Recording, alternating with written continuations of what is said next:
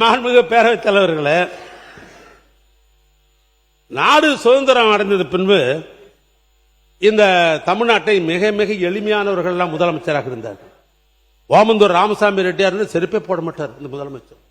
அப்படி ஒரு முதலமைச்சர். அண்ணன் கலைஞர் எல்லாமே எளிமையானவங்க தான் முதலமைச்சர் இருந்தவங்க எல்லாம். அப்ப ஓமந்தூர் ராமசாமி ரெட்டியார், முதலமைச்சர் ராஜாஜி, பெருந்தலைவர் காமராஜர், பெரியவர் பக்தவச்சலம், பேரறிஞர் அண்ணா, முத்தமிழறிஞர் கலைஞர், மக்கள் தலைவர் எம்ஜிஆர், அம்மையார் ஜெயலலிதா, ஓ பன்னீர்செல்வம், எங்க ஓ பன்னீர்செல்வம், பக்கத்தில் இருக்கிற முன்னாள் முதலமைச்சர் சகோதரர் எடப்பாடி பழனிசாமி அவர்கள், எங்க தலைவர் திராவிட மாடல் ஆட்சியினுடைய தலைவர் மு.க. ஸ்டாலின், இத்தனை முதலமைச்சர்களும் முதலமைச்சரிலிருந்து இந்த தமிழ்நாட்டுடைய பல்வேறு திட்டங்களை நிறைவேற்றி இருக்கிறார்கள், ஏழ்மையை போக்கி இருக்கிறார்கள். இன்னும் சொல்ல போனால் தமிழ்நாடு வளர்ச்சி என்று இன்றைக்கு இந்தியாவில் இருக்கிற மாநிலங்களிலேயே இன்றைக்கு முதல் மாநிலமாக தமிழ்நாடு திகழ்கிறது என்று சொல்வதற்கு இத்தனை முதலமைச்சர் அந்த அறையிலிருந்து தான் போட்டிருக்கிறாங்க. இன்னைக்கு காலையில இந்த டைம்ஸ் ஆப் இந்தியா என்கிற பத்திரிகை வந்து ஒரு செய்தியை அரசனுடைய கவனத்துக்கு கொண்டு வர, வேறொன்றும் அல்ல.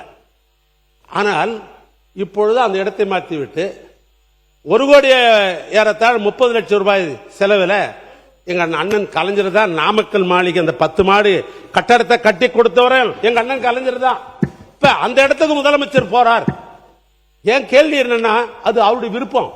யார் எந்த அறையை வைப்பது அவருடைய விருப்பம், யார் எந்த டிரைவர் வச்சுக்கிறது என்பது அவருடைய சொந்த விருப்பம். அதில் நாம் தலையிட முடியாது. ஆனா இவ்வளவு திட்டங்கள் எல்லாம் இந்த நாட்டுக்கு கொடுத்த அறை இப்படி இருக்கிற பொழுது எங்க அண்ணன் கலைஞர் கட்டிருக்கிற அந்த அறைக்கு போறார் என்பதில் எனக்கு தனிப்பட்ட ஒரு விதத்தில் மகிழ்ச்சி தான். இது பிரிட்டிஷ்காரன் கட்டது, அது தமிழன் கட்டது, அது ஒன்றும் மாற்றம் இல்லை. ஆனால் இன்றைய தினம் டைம்ஸ் ஆப் பத்திரிகையில் என்ன செய்தி வந்திருக்கிறது சொன்னால், இந்த டைம்ஸ் ஆப் பத்திரிகையில் 5.54 கோடி ரூபாய் மதிப்பிலான இந்த டெண்டர் ஆழ்நிலையில் விடப்படவில்லை. இந்த டெண்டர்ல ஏதோ ஒரு கோளாறு இருக்குதுன்னு டைம்ஸ் ஆப் வந்துக்கிறாங்க. அது அமைச்சர் அவர்கள் பதில் அதுக்கு சொல்லட்டும், நான் வேணான்னு சொல்லல. ஏன்னா இப்ப என் டைம் எடுத்துக்கணும், அதுக்காக சொல்றேன். நான் கடைசியா பதில சொல்லுங்க, அமைச்சருக்கு அந்த வாய்ப்பு உண்டு, மணிக்கணக்கா கூட நீங்க பேசலாம். ஆனா நான் கேட்க விரும்புவது, ஏன் அந்த அறையிலே இருந்து பணியை பார்க்க வேண்டியதானே? ஏன்னா அங்க தலைமையுடைய சங்கத்தினுடைய தலைவர்கள், அதனுடைய பொறுப்பாளர்கள் பேசுறாங்க. இங்க எங்களுக்கு உணவு அருந்தத்துக்கு இடம் கிடையாது, எங்களுக்கு புழங்குறதுக்கு இடம் கிடையாது, ஓய்வுக்கு இடம் கிடையாது, இந்த இடத்தை முழுமையாக எடுத்துக்கொண்டோம் என்று சொன்னால் நாங்க எங்கே போவது என்ற அந்த ஒரு மர்மிங், அதாவது அங்கே பேசப்படுகிறது, அந்த அதிகாரிகள் அலுவலர்கள் பேசுகிறார்கள். அதையும் முதலமைச்சருடைய கவனத்திற்கு இந்த ஆட்சிக்கு கொண்டு வர நான் விரும்புவது, நீங்க எப்பவுமே இந்த டெண்டர் விஷயத்தில் நாங்க பியூரிசி என்று நாங்க சொன்னீங்க. ஆனா டைம்ஸ் ஆப் இந்தியாவில் இன்னைக்கு பக்கம் பக்கமாக இந்த டெண்டர் விஷய பணிகள்லாம் நடந்த பின்பு இப்ப ஆன்லைன் டெண்டர் என்று போடப்பட்டிருக்கிறது என்றெல்லாம் பத்திரிகையில் வந்த செய்தியை மட்டும் உங்களுடைய கவனத்துக்கு கொண்டு வந்து, மாண்புமிகு பேரவைத் தலைவர்களே, நிறைவாக ஒரு குரலை சொல்லி நான் முடிக்கலாம் என்று நான் கருதுகிறேன். சூழ்ச்சி முடிவு துணை செய்தல் அத்துணிவு, தாட்சியுள்ள தாங்கள் தீது அப்படின்றார் வள்ளுவர். சூழ்ச்சி முடிவு துணிவைதல் அத்துணிவு, தாட்சியுள் தாங்கள் தீதுன்றார். நான் சொல்லல, ஐயன் வள்ளுவர் எழுதுனது. அது ஒரு செயலில் ஈடுபாடு முடிவெடுப்பதற்கு முன்னால், ஒரு செயலில் ஈடுபட்டு முடிவெடுக்க முன்னால் அச்செயல் விளையும் சாதக பாதங்களை பற்றி ஆராய்ந்து முடிவெடுத்திருக்க வேண்டும். அப்படி முடிவெடுத்த பிறகு காலம் தாழ்த்துவது, இப்ப முடியாது, 3 மாசம் தான் முடியும், 6 மாசம் தான் முடியும், 2 வருஷம் சொன்னாதான் முடியும் அப்படி காலம் தாக்குறோம் பார், அது எங்க வந்து முடியும் என்றால் தீதில் முடியும் என்று வள்ளுவர் சொல்றார். நான் இதெல்லாம் சொல்லல, இந்த ஆட்சிக்காரர் அட்வைஸ் பண்றாரு, ரொம்ப காலதாபம் பண்ணாதீங்க, அப்படி பண்ணீங்கன்னா அது தீதாக அமையும் என்று வள்ளுவர் சொல்லுகிறார். எனவே அந்த வள்ளுவர் தான் இந்த ஆட்சிக்கு பொருத்தம் என்று சொல்லி, அச்சம் என்பது மடமையடா, அஞ்சாமை திராவிடர் உடமையடா, 6லும் சாவு 100லும் சாவு, தாயகம் காப்பதுதான் இந்த கழக உறுப்பினருடைய கடமை என்று சொல்லி என் உரையை நான் நிறைவு செய்கிறேன். மாண்புமிகு பொதுப்பணித்துறை அமைச்சர் அவர்கள். மாண்புமிகு பேரவைத் தலைவர்களே, மூத்த உறுப்பினர் தன்னுடைய பேச்சை சிரிச்சுக்கிட்டே, பொதுவா ஊர்ல ஒரு பழமொழி சொல்லுவாங்க, இந்த வாழைப்பழத்துல ஊசி ஏத்தி அந்த வாழைப்பழத்தையே மக்கள் கொடுப்பாங்களா, அதுதான் அவருடைய பேச்சோடைய கடைசி சுருக்கம். டைம்ஸ் ஆஃப் இந்தியாவை பத்தி சொன்னாரு.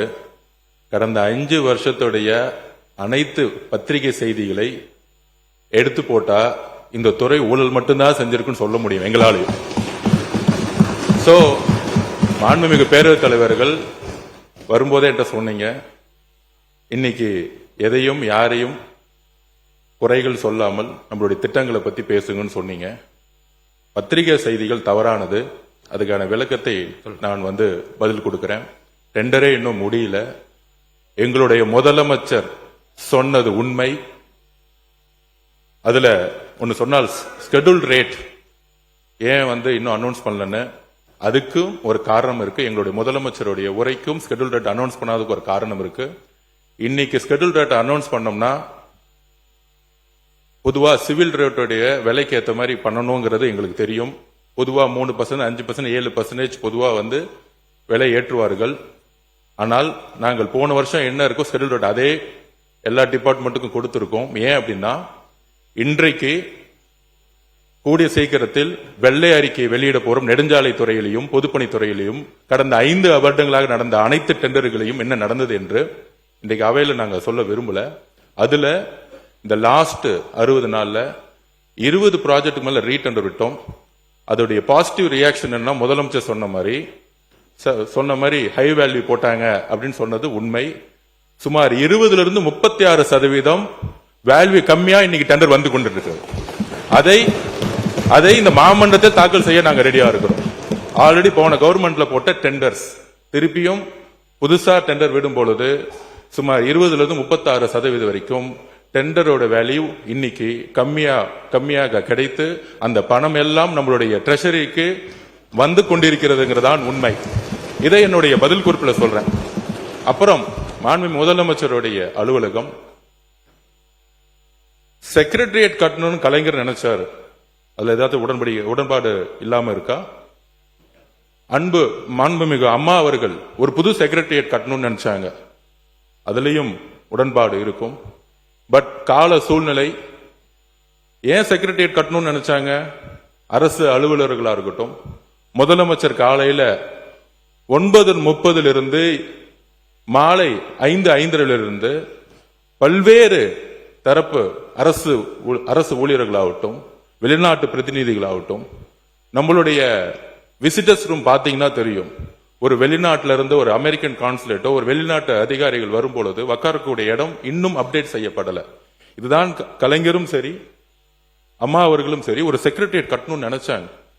அப்ப முதலமைச்சருடைய வேலைப்பளு புதிய திட்டங்களுக்காக அவரை சுத்தி கிட்டத்தட்ட ஒரு 200 பேர் இன்னைக்கு ஒரு நியூ விஷன், ஒரு புதிய மாற்றத்தை உருவாக்க, ஒரு நியூ ரீஸ்ட்ரக்சருக்காக தன்னுடைய அலுவலகத்தை எல்லோரும் அமரக்கூடிய முதலமைச்சர் தான் மட்டும் நல்ல ரூம்ல உட்கார்ந்தா பத்தாது. அங்க இருக்கக்கூடிய நீங்க பாத்தீங்கன்னா தெரியும். இப்ப கூட நீங்க உள்ள வரலாம்.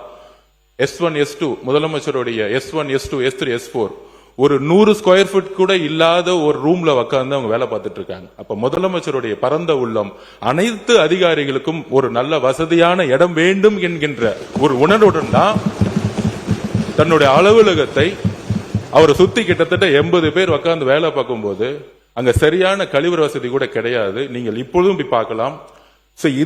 இதற்காக தற்காலிகமாக ஒரு ஏற்பாடுக்காக தான் இந்த இடத்தை மாத்துறாங்களே தவிர இதை மற்ற உறுப்பினர்கள் சொல்லும் போது கூட இது ஒரு அவருடைய வசதிக்கோ அவருடைய தேவைக்கோ அவர் கிடையாது. அவரு இன்னைக்கும் சொல்றோம், நாங்க கேம்பெயின் போகும்போது ஒரு சாதாரண ஹோட்டல்ல ஏன் வண்டிலேயே வேன்லயே படுத்துட்டு சாப்பிட்டு அங்கேயே ஒரு 2 மணி நேரம் இருந்துட்டு போறக்கூடிய ஒரு எளிமையான முதல்வர் எங்களுடைய முதல்வர். அதனால இந்த தவறான தகவல்களை அவைக்கு எதுவும் தெரிவிக்க வேண்டும் சொல்கிறேன். மித்த எல்லா கேள்விகளுக்கும் என்னுடைய பதிலறிவில் நான் தெரிவிக்கிறேன். மாண்புமிகு உறுப்பினர் திருமதி தாஹிரா அவர்கள். சரி. மாண்புமிகு பேரவைத் தலைவர்களே, நான் ஏற்கனவே விளக்கமா சொல்லிட்டேன். இது இந்த ஆட்சியும் சரி 6 ஆட்சிக்கு வந்தாலும் இந்த ஷெட்யூல் ஆபரேட்டர் 1947 இருக்கிறது. இது இப்ப புதுசா இல்லை. இது தனிப்பட்ட அமைச்சர்கள். இப்ப பொதுப்பணித்துறை அமைச்சர்னா இவர் தயார் பண்ணிக்க முடியாது. பக்கத்துல நம்முடைய அமைச்சர் இருக்கிறார், தயார் பண்ண முடியாது. இது பல்வேறு துறையில் இருக்கிறவர்கள்லாம் சேர்ந்து IAS அதிகாரி, அது நிதித்துறையினுடைய செயலாளர் தலைமையில் இது நடைபெற்று இது பண்றாங்க. இதை வச்சுதான் எஸ்டிமேட் போடுறோம். இதுல யாரு ரேட்டு ஏத்திக்கிறது மீண்டும் அமைச்சர் சொல்றார் தவறு. நான் டெண்டர் போடுகிற பொழுது ஒப்பந்ததாரர்கள் தனக்கு வேலை கிடைக்கணும், எப்படியாவது சில பேர் என்ன பண்ணுவாங்க, ஒப்பந்தாருன்னு கேட்டீங்கன்னாக்கா நமக்கு லாபம் கூட வேணாம், நம்ம இருக்கிற ஆட்களுக்கு சம்பளம் கொடுத்தாலும் சும்மா வச்சு சம்பளம் கொடுக்க முடியாது, மிஷினுக்கு டீசல் ஊற்றி ஆகணும் அப்படின்ற அடிப்படையில் கூட லோ டெண்டர் போடுவாங்க. அது ஆட்சிக்கோ அமைச்சருக்கு சம்பந்தம் இல்லை. ஏன்னா இந்த ஷெட்யூல் ஆஃப் ரேட் முடிச்சுட்டோம்னா, டெண்டர் போட்டுட்டோம்னா முடிஞ்சது. இன்னும் சொல்ல போனா இன்னைக்கு அமைச்சர் மானிய கோரிக்கையில் இன்னைக்கு என் துறைக்கு எவ்வளவு பணம் வேணும்னு உங்ககிட்ட கேட்கிறாரு, பாஸ் பண்ணிட்டா முடிஞ்சிருச்சு அந்த வேலை. இல்ல இல்ல அப்படி கிடையாது. அதிகாரிகள் எந்த திட்டம் திட்டினாலும் அமைச்சருடைய கவனத்திற்கு வராமல் திட்டம் எதையும் ரிலீஸ் பண்ண முடியாது. இது என்னுடைய நேரடி கண்காணிப்புக்கு வந்த பிறகுதான் எல்லா துறையோடைய அதிகாரிகள் சேர்ந்தாலும் ஷெட்யூல் ஆஃப் ரேட் பொதுப்பணித்துறை அமைச்சர்கிட்ட வந்துதான் ரிலீஸ் செய்யப்படும். அதை நான் பதிவு பண்றேன். போன வருஷம் இருந்த ஷெட்யூல் ஆஃப் ரேட்டை நாங்க மெயின்டைன் பண்ணிட்டு இருக்கோம்.